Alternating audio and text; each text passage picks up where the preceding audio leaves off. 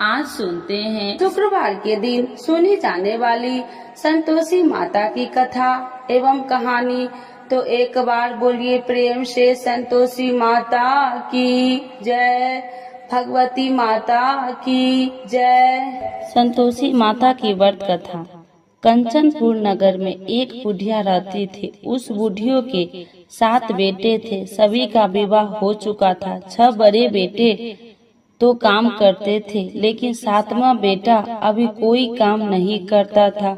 सुबह उठकर स्नान से निवृत्त होकर 6 बड़े बेटे रसोई में बैठकर भोजन करते और फिर अपने काम पर चले जाते थे।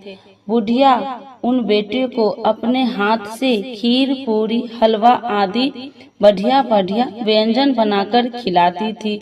7वां बेटा खूब धूप निकलने पर बिस्तर से उठता, फिर स्नान करके भोजन के लिए रसोई में जाता। बुढ़िया दूसरे बेटे का बचा हुआ खाना एक थाल में रखकर उसे दे देती थी। 7वां बेटा उसी भोजन को खुश होकर खा लेता था। भोजन करके वह घर से निकल जाता और अपने दोस्तों के साथ घूमता फिरता। इस तरह मौज मस्ती से उसके दिन व्यतीत हो रहे थे। उसकी पत्नी बार बार उससे कोई काम करने के लिए कहती थी, लेकिन वह हंसकर कहता था, अरे तुम बार बार क्यों काम करने के लिए कहती हो? कितने मजे से दिन गुजर रहे। माँ कितने बढ़िया बढ़िया व्यंजन बनाकर खिलाती है। तब उसकी पत्नी क्रोधित में होकर कहती, माँ तुम्हें बढ़िया बढ़िया व्यंजन बनाकर नहीं खिलाती, बल्कि सबका बचा हुआ जूठा भोजन खिलाती है। यदि तुम्हें मेरी बात पर विश्वास न हो तो किसी दिन छिपकर स्वयं अपनी आंखों से देख लेना। अपनी पत्नी की बात पर उसे यकीन न था, लेकिन एक दिन इस बात की सच्चाई जानने का निर्णय करके वह सिर दर्द का बहाना बनाकर एक चादर ओढ़कर रसोई घर में ही सो गया। थोड़ी देर के बाद उसकी माँ ने अपने बेटे को खीर, पूरी, हलवा आदि बनाकर खिलाए। भोजन के बाद उन्हें लड्डू खाने को दिए। भोजन करके वे अपने काम पर चले गए। उनके जाने के बाद बुढ़िया ने उनकी थाली में बचे भोजन को एक थाली में रखा। बचे हुए लड्डू को टुकड़े को एकत्र करके दोबारा लड्डू बनाए। इसके बाद बुढ़िया ने 7वें बेटे को भोजन करके लिए कहा। उसने सोते हुए चादर के नीचे से सब कुछ देख लिया था। वह उठकर बोला, माँ मुझे भूख नहीं है, मैं परदेश जा रहा हूँ। बुढ़िया ने कहा, कल जाता है तो आज ही चला जा। बुढ़िया के कठोर वचन सुनकर वह तुरंत परदेश जाने की तैयारी करने लगा। चलने से पहले वह अपनी पत्नी के पास गया।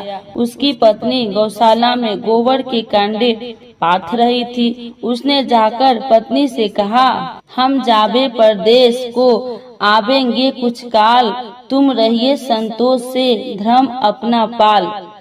अपने पति के वचन सुनकर कुछ गंभीर स्वर में पत्नी बोली, 2 निशानी अपनी देखा हूँ मैं धीर, सुधी मती हमरी बिसरइयो, रखियो मन गंभीर। अपनी पति के वचन सुनकर वह बोला, मेरे पास निशानी के लिए बस यह एक अंगूठी है, इसे अपने हाथ में रख लो, लेकिन अब तुम भी अपनी कोई निशानी मुझे दे दो, ताकि परदेश में उस निशानी को देखकर तुम्हें याद कर सकूं। अपने पति की बात सुनकर वह बोली, नाथ मेरे पास निशानी के लिए कुछ भी नहीं है। फिर कुछ सोचकर उसने गोबर के हाथ से उसकी पीठ पर छाप लगा दी। 7वां बेटा अपनी पत्नी की उस निशानी को लेकर परदेश के लिए चल पड़ा। कई दिनों की लंबी यात्रा करके वह एक सुंदर विशाल नगर में पहुंचा। वहां उसने कई दुकानदारों से नौकरी देने के लिए प्रार्थना की, लेकिन सबने उसे परदेशी जानकर उसकी प्रार्थना ठुकरा दी। निराश होकर अंत में वह एक सेठ की दुकान पर पहुंचा। उसने सेठ से भी नौकरी देने की प्रार्थना की। सेठ को एक नौकर की जरूरत थी। उस सेठ ने उसे तुरंत नौकरी पर रख लिया। उस दिन उसकी बहुत बिक्री हुई और वह उस लड़के से बहुत खुश हुआ। कुछ ही दिनों में उसने सेठ का सारा काम संभाल लिया। उसके व्यवसाय में आने वाले ग्राहक बहुत प्रसन्न थे। सेठ का व्यवसाय तेजी से चलने लगा। उसकी मेहनत और ईमानदारी देखकर उसे अपना हिस्सेदार बना लिया। कुछ ही महीनों में उस लड़के ने बहुत सा धन कमा लिया। संयोगवश कुछ समय बाद सेठ को उस नगर को छोड़कर दूर किसी नगर में जाना पड़ा। अतः सेठ अपना हिस्सा लेकर दुकान उस लड़के को देकर चला गया। अब सारे व्यवसाय का मालिक वह लड़का बन गया। उधर बुढ़िया उस लड़के की पत्नी को बहुत दुख देने शुरू कर दी थी। वह हर समय बहू को जली कटी बातें सुनाती रहती थी। वह बेचारी हर समय काम पर लगी रहती थी, लेकिन फिर भी उसकी जेठानी उससे कुछ न कुछ बुरा भला कहती रहती थी। सुबह होते ही बुढ़िया उस लड़के की पत्नी को जंगल में लकड़ियां लाने के लिए भेज देती थी। उसे आटे से निकले चोकर की रोटी खाने को देती थी और नारियल की कटोरी में पानी पीने के लिए देती थी। वह बेचारी चोकर की रोटियां खाकर भी किसी से कुछ नहीं कहती थी, बस इसे अपना भाग्य का लेखा सोचकर चुप रह जाती थी। एक दिन वह जंगल से लकड़ियां काटकर लौट रही थी। उस रास्ते पर संतोषी माता का मंदिर था। उस मंदिर के पास लकड़ियां का गठरा जमीन पर रख वह कुछ देर आराम करने के लिए रुकी। मंदिर में उसने बहुत सी स्त्री को पूजा करते देखा तो उसने पूछा, आप सब किसकी पूजा कर रही है? इस पूजा के करने से क्या पुण्य मिलता है? एक स्त्री ने उसे बताया, हम सब संतोषी माता का व्रत करके उनकी पूजा कर रहे हैं। संतोषी माता की पूजा करने से धन संपत्ति में भंडार भरता है, निडरता दूर होती है, परिवार में सभी सुख शांति से रहते हैं, लड़कियों का शीघ्र विवाह होता है और उन्हें स्वयं वर मिलता है, व्यवसाय में लाभ होता है, निसंतानों के घर में संतान होती है, पति अगर परदेश गया हो तो संतोषी माता की अनुकंपा से शीघ्र घर लौटता है, न्यायालय में कोई मुकदमा चल रहा हो तो उसमें जीत होती है, धन संपत्ति में बढ़ोतरी होती है, पारिवारिक कलेश नष्ट होती है, व्रत करने वाले स्त्री पुरुष को संतोष मिलता है, सभी मनोकामनाएं पूर्ण होती है। स्त्री से संतोषी माता के व्रत के बारे में इतना सुनकर उसने व्रत करने की विधि भी पूछी। तब एक बूढ़ी स्त्री ने उसे बताया, संतोषी माता के व्रत करने के गुड़ और चने का प्रसाद बांटकर स्वयं भी प्रसाद ग्रहण करना, कभी नहीं भूलना। संतोषी माता गुड़ और चने से की गई पूजा से प्रसन्न होती है। संतोषी माता का व्रत शुक्रवार को ही किया जाता है। शुक्रवार को सूर्योदय से पहले उठकर स्नान से निवृत्त होकर संतोषी माता के मंदिर में जाकर पूजा करके व्रत कथा सुननी चाहिए। मंदिर में न जा सके तो घर के किसी कमरे में संतोषी माता का मूर्ति या चित्र रखकर छोटा सा मंदिर बनाकर पूजा करनी चाहिए। व्रत करने वाले व्यक्ति को उस दिन कोई भी खट्टा चीज या खट्टा फल नहीं खाना चाहिए। घर में भी किसी को खट्टी चीज नहीं खानी चाहिए। संतोषी माता के व्रत के बारे में सभी बातें पूछकर सातवें बेटे की बहू ने मन में निश्चय किया कि आज सारी लकड़ियां बेचकर गुड़ और चने खरीदकर आने वाले शुक्रवार को संतोषी माता का पूजा अवश्य करूंगी। उसी दिन उसने लकड़ियां बेचकर गुड़ और चने खरीदे। शुक्रवार को सूर्योदय से पूर्व उठकर उसने स्नान किया, फिर एक कलश में स्वच्छ व ताजा जल भरकर चने और गुड़ के साथ जंगल की ओर चल पड़ी। रास्ते में संतोषी माता के मंदिर में जाकर उसने संतोषी माता का विधिवत पूजा की और व्रत कथा सुनी। फिर संतोषी माता के चरणों में सिर रखकर प्रार्थना की, हे माता मेरे कष्ट दूर करो, मैं हमेशा तुम्हारी पूजा करूंगी। मेरा पति परदेश से सकुशल लौट आए। संतोषी माता का स्मरण करते हुए उसने आसपास वाले को गुड़ और चने का प्रसाद बांटकर थोड़ा सा प्रसाद स्वयं भी ग्रहण किया। इस प्रकार सातवें बेटे की बहू ने हर शुक्रवार को संतोषी माता का विधिवत व्रत करना आरंभ कर दिया। दूसरे शुक्रवार को उसने व्रत किया तो उसके पास पति का पत्र आ गया। तीसरे शुक्रवार को पति का भेजा हुआ रुपया आ गया। इस पर घर के लोग उससे ईर्ष्या करने लगे। जेठानियां ताने देने लगी, अरे अब तो पति का पत्र आने लगा है, रुपया भी आने लगा है। घर के बच्चे भी बार बार कहने लगी, अब तो चाची के पास रुपया आने लगा है। अब वह किसी से सीधे मुंह बात भी नहीं करेगी। वह बेचारी सबके ताने सुनकर चुप रह जाती थी। वह हर शुक्रवार को संतोषी माता के मंदिर में व्रत करने और कथा सुनने के बाद उनके चरणों में सिर रखकर प्रार्थना करती थी, हे माता मैंने आपसे धन नहीं मांगा था, मैंने तो अपने पति के स्वकुशल लौटने की प्रार्थना की थी। एक दिन उसकी प्रार्थना सुनकर संतोषी माता ने प्रसन्न होकर कहा, जा बेटी तेरी मनोकामना पूरी होगी, तेरा पति शीघ्र घर लौटेगा। वह बेचारी संतोषी माता के वचन सुनकर खुशी खुशी घर लौटी। उधर सातवां बेटे दुकानदार इतना व्यस्त हो चुका था कि उसे पत्नी और घर की कोई स्मरण नहीं था। दुकान के काम से उसे फुर्सत ही नहीं मिलती थी। संतोषी माता उस बेटे को इतनी व्यवस्था देखकर बहुत परेशान हुई। तब बहुत सोचकर संतोषी माता ने उस बेटे को स्वप्न में दर्शन देकर कहा, धानी साहूकार सो रहा है या जाग रहा है? वह बोला, हे माता मैं जाग नहीं रहा हूँ और सो भी नहीं रहा हूँ, आप मेरे लिए आज्ञा करें। संतोषी माता ने कहा, तूने परदेश में आकर इतना धन कमाया पर क्या तुझे अपनी पत्नी का कुछ भी स्मरण नहीं है? उसने कहा, हे माता मुझे अपने पत्नी का तो स्मरण है, लेकिन इस दुकान से कहीं जाने का मुझे अवकाश नहीं मिलता। अब देखो ना, सारा रुपया व्यवसाय में लगा हुआ है। जब तक सारा रुपया वापस नहीं आ जाता मैं अपने घर कैसे जा सकता हूँ? संतोषी माता ने कहा, कल सुबह उठकर संतोषी माता का नाम लेकर मंदिर में घी का दीपक जलाकर पूजा करना और फिर दुकान पर जाकर संतोषी माता का नाम का दीपक जलाकर प्रणाम करके काम शुरू करना। शाम होते होते उधार दिया धन लौट आएगा।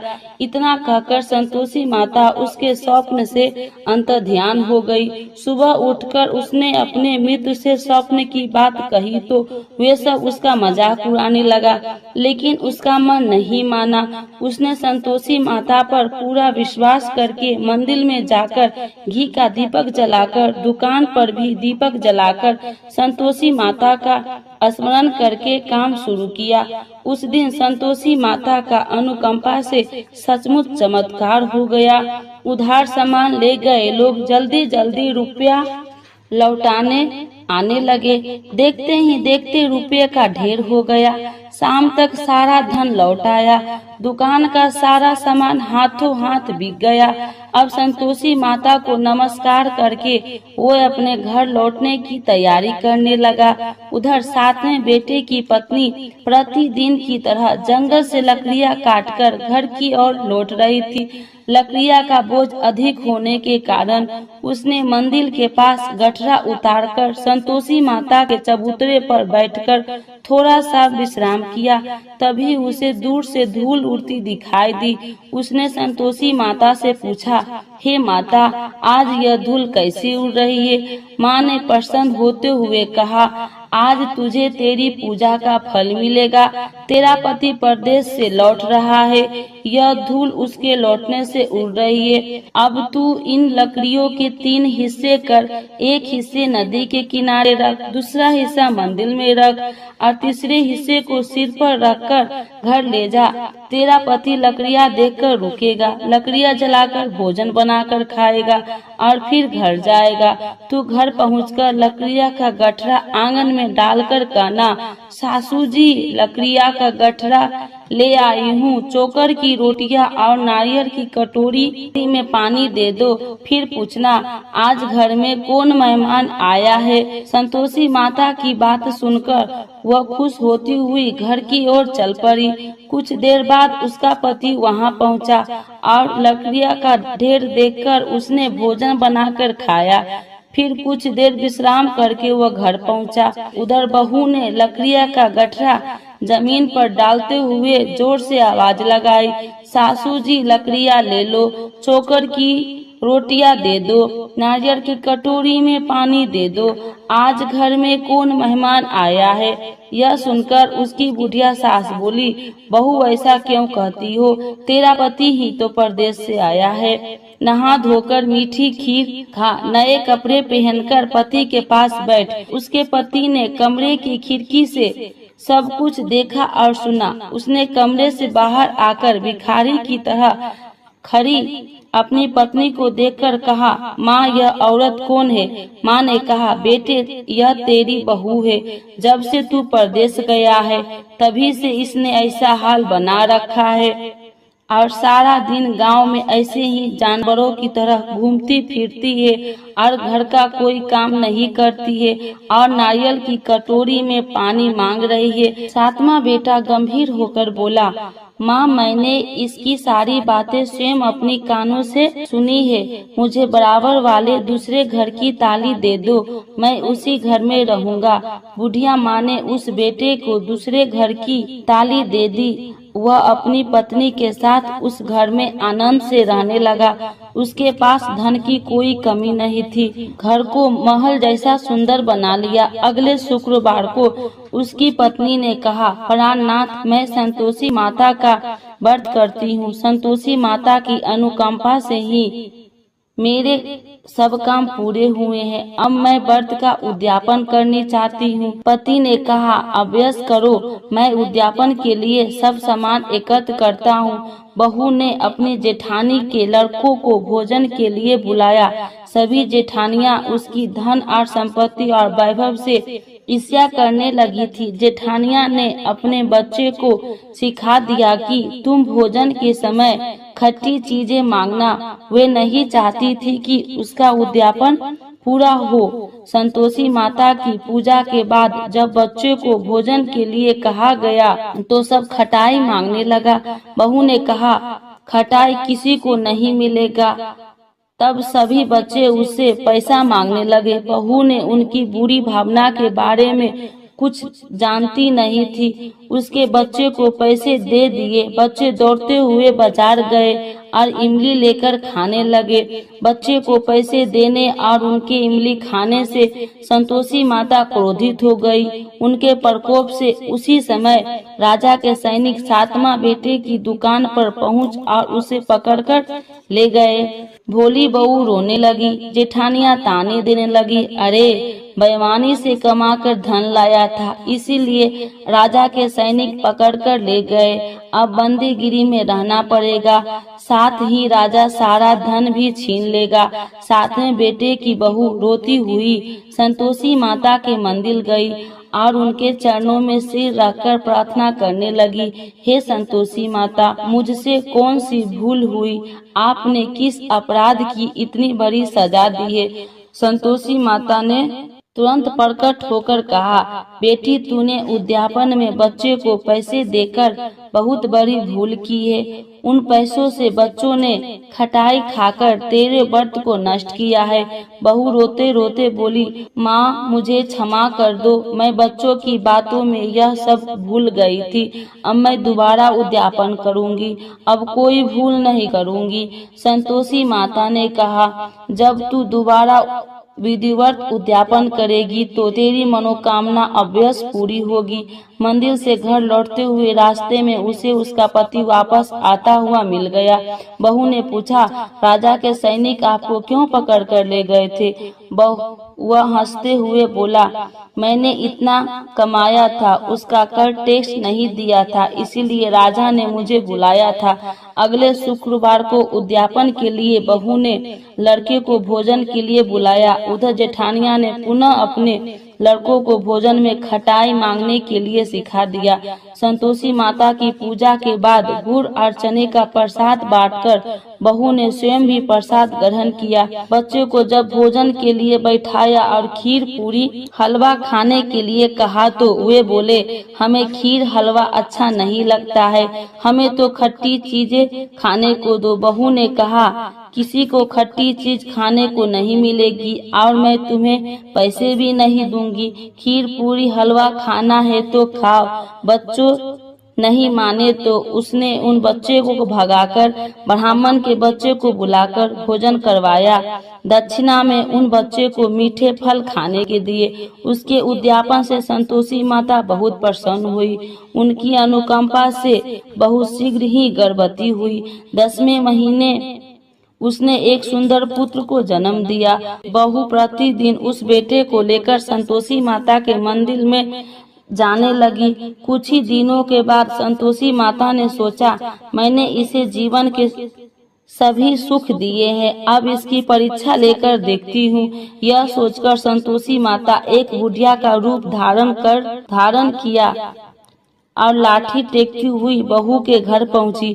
बुढ़िया के सारे शरीर पर मक्खियां भिनभिना रही थी। उसे देख सारी मुंह सिकुड़ाने लगते थे। बुढ़िया ने जाकर दरवाजा खटखटाया तो बहू की सास ने दरवाजा खोला और उसे देखते ही जोर से चिल्लाई, अरे लड़को, इस गंदी बुढ़िया को भगाओ, मुझे तो ये कोई चुड़ैल नजर आती है, इसे भगाओ नहीं तो किसी को खा जाएगी। लड़के उठकर भागे और उन्होंने अपने घर के दरवाजे और खिड़कियां बंद करने लगी। छोटी बहू बराबर वाले घर की खिड़की से उस बुढ़िया को देख रही थी। उसने जल्दी से दरवाजा खोला और बुढ़िया के पांव छूकर अपने घर में ले आई।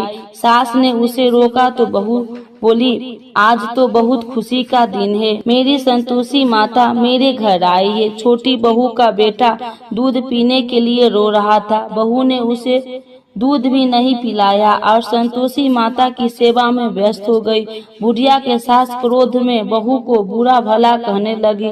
बहू बोली, सासू माँ, आज मेरी संतोषी माता मेरे घर आई है, इनकी व्रत करने से मेरे घर में इतनी खुशियाँ छाई है। इतना सुनते ही उस बुढ़िया के पास दौड़ते हुए आए और उनके पांव छूकर क्षमा मांगते हुए बोले, माँ हमें क्षमा कर दो, हमने आपको पहचानने में बहुत भूल की, हमें आपके व्रत की विधि नहीं जानते हैं। हे माता, अब हम भी आपका व्रत किया करेंगे। उन लोगों की प्रार्थना सुनकर बुढ़िया का रूप धारण किए संतोषी माता प्रसन्न हुई और उन्होंने संतोषी माता के व्रत की विधि भी बताई। बुढ़िया से व्रत की विधि जानकर संतोषी माता के व्रत करने से उनकी सभी मनोकामनाएं भी पूरी हुई। उनके घर में धन की वर्षा होने लगी। बुढ़िया के 7वां बेटा का व्यवसाय खूब तेजी से चलने लगा। धन संपत्ति के भंडार भरने लगा। संतोषी माता का व्रत करने और व्रत कथा सुनकर गुड़ और चने का प्रसाद खाने वाले को सभी मनोकामनाएं संतोषी माता पूरी करती है।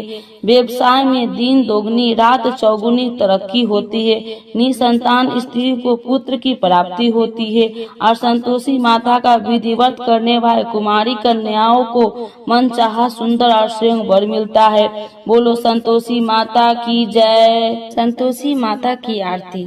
जय संतोषी माता मैया, जय संतोषी माता, अपने सेवक जन को सुखी संपत्ति दाता।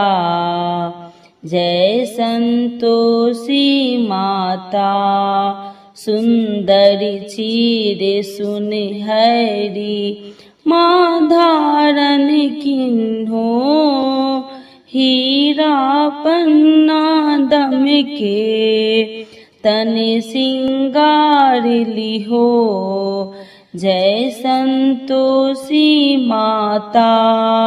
गेरू लाल छटा छवि बदन कमल सोहे मंदी हसत करुणामयी तिरुवन जन मोहे जय संतोषी माता। स्वर्ण सिंहासन बैठी चबर ढूंढे प्यारे धूप दीप मधुमेवा भोगी धरे न्यारे जय संतोषी माता। गुरी अरुचना परम प्रिय ताम संतोष किए संतोषी कहलाई भक्तन वैभव दियो जय संतोषी माता। शुक्रवार प्रिय मानत आज दिवस सोही भक्ति मंडली आई कथा सुनत मोही जय संतोषी माता। मंदिर जगमग ज्योति मंगल ध्वनि छाई विनय करे हम बालक चरणन सिर नाई जय संतोषी माता। भक्ति भाव में पूजा अंगीकृत कीजे जो मन बसे हमारे इच्छा फल दीजे जय संतोषी माता। दुखी दरिद्र रोगी संकट मुक्त किए बहु धन्य ध्याय भरे घर सुखी सौभाग्य दिए जय संतोषी माता। ध्यान धरो जन तेरो मन वांछित फल पायो पूजा कथा श्रवण कर आनंद घर लायो जय संतोषी माता।